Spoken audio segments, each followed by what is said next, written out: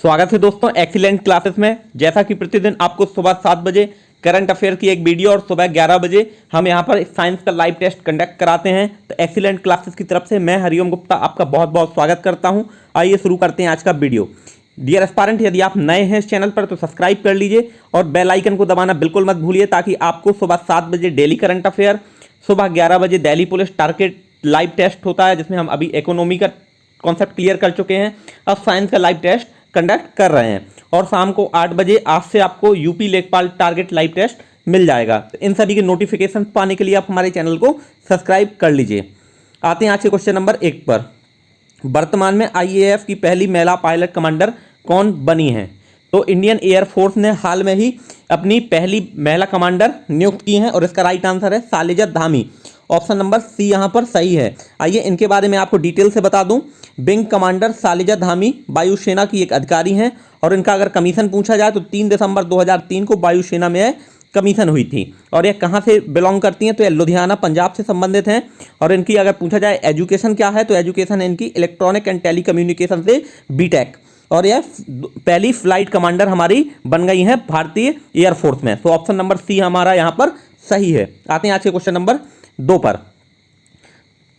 वर्तमान में अवशिष्ट प्लास्टिक को डीजल में बदलने के प्लांट का उद्घाटन कहां पर हुआ है? तो जैसे कि हमने डे टू डे न्यूज में देखा था कि यहां पर गार्बेज से इलेक्ट्रिसिटी बनाने के लिए अभी वर्तमान में ही उत्तराखंड की सरकार के द्वारा यह प्लांट हाल में ही इसका उद्घाटन हुआ है। आइए मैं आपको डिटेल से बता दूं। यहाँ के मुख्यमंत्री हैं त्रिवेंद्र सिंह रावत और इनके द्वारा यह उद्घाटन किया गया है। और अगर गवर्नर की बात की जाए उत्तराखंड के, तो गवर्नर हैं बेबी रानी मौर्य और यहाँ की राजधानी है देहरादून। शीत ऋतु में और ग्रीष्म ऋतु में यह चेंज हो जाती है गैरसैंण। तो डियर एस्पायरेंट, अगर बात किया जाए उत्तराखंड में यह गार्बेज से इलेक्ट्रिसिटी बनाने के लिए बहुत ही अच्छी पहल है। जिस प्रकार से अभी बिजली 78% कोयले और गैस से बनाई जाती है, प्राकृतिक गैस और कोयला होता है, तो वह एक तरह से ऐसा ईंधन है जो भविष्य में कभी ना कभी समाप्त हो जाएगा। तो इस चीज से निपटने के लिए गार्बेज से इलेक्ट्रिसिटी बनाई जाएगी, जो बहुत ही अच्छा डिसीजन है। आते हैं आज के हमारे क्वेश्चन नंबर 3 पर। क्वेश्चन नंबर 3 है हमारा, वर्तमान में यूएनसीसीडी COP 2014 की मेजबानी कौन करेगा? तो डियर एस्पायरेंट, यहां हमें बताना है यूएनसीसीडी COP की मेजबानी कौन सा देश करेगा। तो आइए हम इसके बारे में डिटेल से जान लेते हैं। COP 14 का जो मेजबानी करेगा वह करेगा हमारा देश भारत। आइए मैं इसके बारे में आपको डिटेल से बताऊं। प्रधानमंत्री नरेंद्र मोदी ने सोमवार को कहा है कि 2030 तक 2.1 करोड़ हेक्टेयर बंजर जमीन को उपजाऊ बनाने के लक्ष्य को 2.6 करोड़ हेक्टेयर किया जाएगा। और यह उन्होंने यूएनसीसीडी COP 14 की मेजबानी के लिए यह घोषणा की है। तो यहाँ पर राइट आंसर है हमारा देश भारत। आते हैं आज के क्वेश्चन नंबर 4 पर। वर्तमान में किस बैंक ने MSME केंद्रीकृत प्रसंस्करण केंद्र खोला है? तो MSME का अगर फुल फॉर्म पूछा जाए तो medium scale and manufacture. Question number 4 है हमारा, वर्तमान में किस बैंक ने MSME केंद्रीकृत प्रसंस्करण केंद्र खोला है? तो डियर एस्पायरेंट, अगर हम बात करें MSME की फुल फॉर्म की, तो MSME होता है micro small and medium enterprises. Micro small and medium enterprises के लिए केंद्रीकृत प्रसंस्करण केंद्र यहाँ पर खोला है इंडियन बैंक ने। हाल में ही आपने यह भी जाना होगा कि इंडियन बैंक और इलाहाबाद बैंक का मर्जर हो गया है यहाँ पर। और इसकी अगर बात की जाए CEO एंड MD की, तो यहाँ के CEO एंड MD हैं MS पद्मजा चुंद्रू। और अगर हम बात करें डियर एस्पायरेंट, इसके जो फाउंडर थे वह थे रामास्वामी चेट्टीर। और यहाँ का जो हेडक्वार्टर है वह है चेन्नई में। और यह कौन कौन सी सुविधाएं प्रोवाइड कराता है? Banking and financial services Indian bank provide कराता है। और हाल में ही किस बैंक के साथ इसका मर्जर हो गया है? तो यह हो गया इलाहाबाद बैंक के साथ। आते हैं हमारे आज के क्वेश्चन नंबर 5 पर। क्वेश्चन नंबर 5 है हमारा, वर्तमान में किस राज्य ने छात्रों के लिए टीवी चैनल हाल में ही बनाया है? तो dear aspirant, currently TV channel बनाया गया है तमिलनाडु की सरकार के द्वारा। आइए आपको मैं डिटेल से बता दूं। तमिलनाडु भारत का एक दक्षिणी राज्य है, जैसे कि हम जानते हैं पूर्वी तट पर लोकेटेड है। और यहाँ की जो राजधानी है वह है चेन्नई। मुख्यमंत्री हैं के पलानीस्वामी। और अगर यहाँ पर बात की जाए कि इसने टीवी चैनल किस कोरोना पीरियड में स्टूडेंट्स की तैयारी को और अच्छा बनाने के लिए, स्टूडेंट की एजुकेशन इफेक्टेड ना हो, इसके लिए वहाँ के मुख्यमंत्री के पलानीस्वामी के द्वारा यह हाल में ही घोषणा की गई है। और इसके यहाँ पर छात्रों के लिए एक स्पेशल टीवी चैनल बनाया गया है। आते हैं आज के क्वेश्चन नंबर 6 पर। वर्तमान में किस देश के तेज गेंदबाज सेसल राइट ने संन्यास की घोषणा की है? तो यह घोषणा की है हाल में ही वेस्ट इंडीज के खिलाड़ी ने। आइए मैं आपको डिटेल से बताता हूँ वेस्ट इंडीज के बारे में। वेस्ट इंडीज को कैरिबियन टीम भी कहा जाता है। तो वेस्ट इंडीज 2017 से आधिकारिक रूप से विंडीज बोला जा रहा है। यह कैरिबियाई क्षेत्र का प्रतिनिधित्व करने वाली एक बहुराष्ट्रीय क्रिकेट टीम है, अर्थात इसमें कई राष्ट्रों के कैरिबियन क्षेत्र के प्लेयर खेलते हैं। अगर यहाँ पर बात की जाए, यहाँ के जो बेहतरीन खिलाड़ी हैं क्रिस गेल, जैसन होल्डर और कार्ल ब्रैथवेट। तो हाल में ही यहाँ पर रेल राइट ने संन्यास की घोषणा की है, बिलोंग करते हैं वेस्ट इंडीज से। आते हैं आज के हमारे क्वेश्चन नंबर 7 पर। क्वेश्चन नंबर 7 हमारा, वर्तमान में पैरा ओलंपिक्स 2020 की मदद के लिए ऐप कौन सी लॉन्च की गई है और कहाँ पर लॉन्च की गई है? तो डियर एस्पायरेंट, यह लॉन्च की गई है टोक्यो में। टोक्यो हमारी जापान की राजधानी है। आइए मैं आपको डिटेल से बता देता हूँ इसके बारे में। टोक्यो सबसे डेंस पॉपुलेटेड सिटी में से एक है।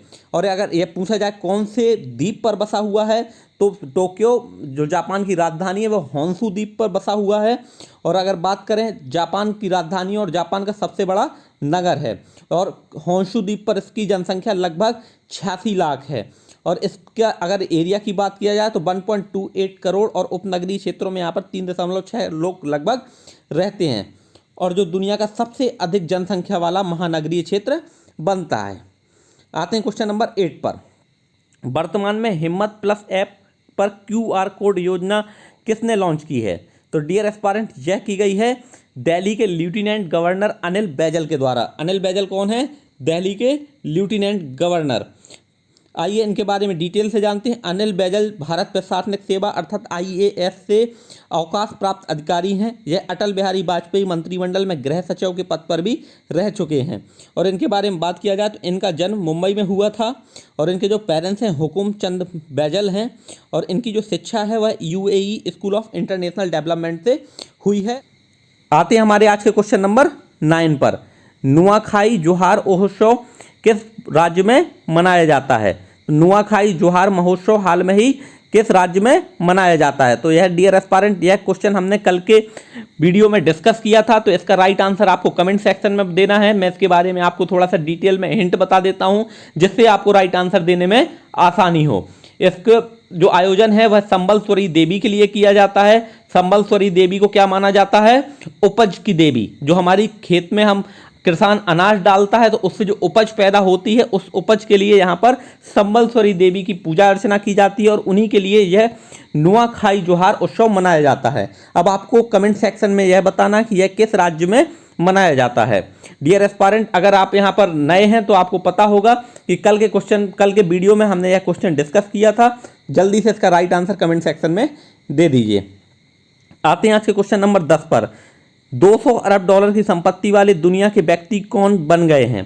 तो डियर एस्पायरेंट, यह है आज का हमारा दूसरा लकी क्वेश्चन।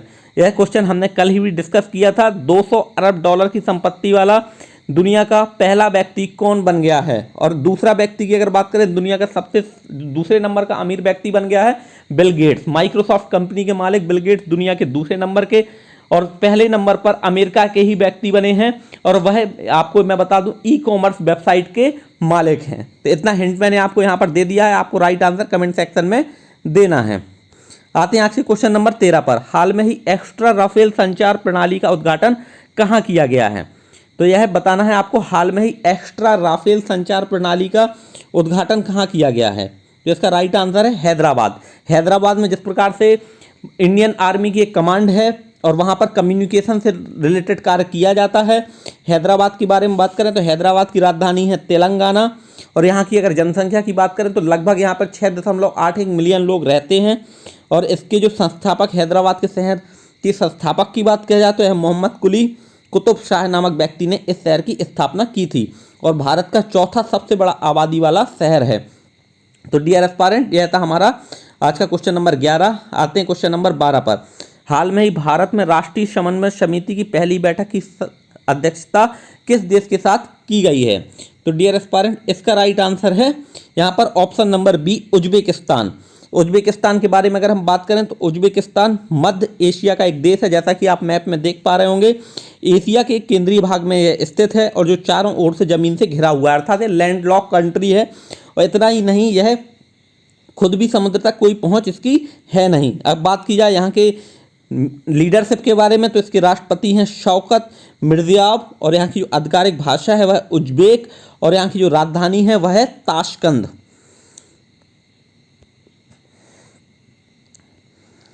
आते हैं आज के क्वेश्चन नंबर 13 पर। वर्तमान में कौन सा देश लगभग 10 लाख रोहिंग्याओं को भाषण 4 नामक द्वीप पर स्थानांतरित करने की योजना बना रहा है? तो किस देश ने रोहिंग्या मुसलमानों को, जिनकी संख्या लगभग 10 लाख है, उनको भाषण 4 द्वीप पर स्थानांतरित करने की घोषणा की है, यह योजना बना रहा है?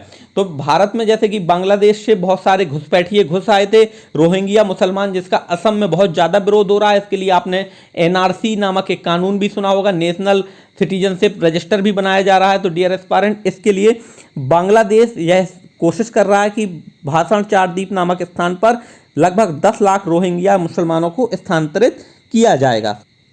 आते हैं क्वेश्चन नंबर 14 पर। हाल में ही एसबीआई म्यूचुअल फंड के नए एमडी और सीईओ किसे नियुक्त किया गया है? तो इसका राइट आंसर आपको बताना है। एसबीआई म्यूचुअल फंड के नए एमडी और सीईओ किसे नियुक्त किया गया है? यह क्वेश्चन हमने कल के वीडियो में सॉल्व किया था। जो यहाँ पर आज पहली बार इस वीडियो पर आए हैं तो उनके लिए मैं इसका राइट आंसर बता देता हूं। यह बनाए गए हैं विजय टोम्स। आइए इनके बारे में डिटेल से बता दूं। विनय टोम्स एसबीआई म्यूचुअल फंड के प्रबंध निदेशक और मुख्य कार्यकारी अधिकारी के रूप में नियुक्त हुए हैं। यह किसका स्थान लेंगे? वह स्थान लेंगे अश्विनी भाटिया का, जिन्होंने हाल में ही क्या बनाया गया है? अश्विनी भाटिया को स्टेट बैंक ऑफ इंडिया का प्रबंध निदेशक एमडी बनाया गया है। तो यहाँ पर राइट आंसर है हमारा विनय टोम्स। ऑप्शन नंबर सी यहाँ पर हमारा सही है। तो डियर एस्पायरेंट, यहाँ पर हमारा ऑप्शन नंबर सी सही है। और थैंक यू फॉर वाचिंग। अपने दोस्तों तक इसे शेयर करना बिल्कुल मत भूलिएगा। हमारे जितने भी लकी विनर थे उनको सभी को हमने यहाँ पर उनको सम्मानित किया है। Thank you for watching. Have a awesome day. Bye bye.